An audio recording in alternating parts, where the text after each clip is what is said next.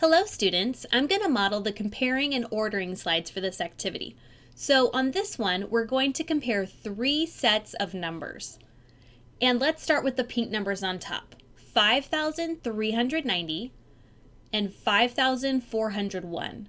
So when we look at the thousands place, we can see both of them are equal, but in the hundreds place, I can see that this number is greater. So I'm going to choose the correct comparison symbol.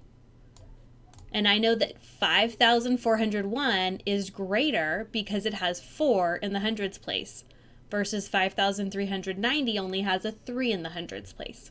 All right, let's look at the next number, 12,575 and 12,575. Those are equal, so we're going to put this symbol there.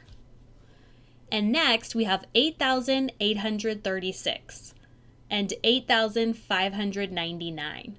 So the thousands places are the same, but in the hundreds place, 8 is greater than 5. So that makes this number my larger number.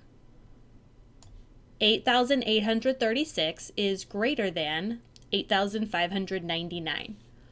Now I'm going to show you how to do one of the ordering numbers slides. So you're going to look here to find out if they want you to go least to greatest or greatest to least. So this slide is least to greatest. So I need to look at these three numbers on top and see which one is the smallest. So it looks like 1,207 is the smallest number.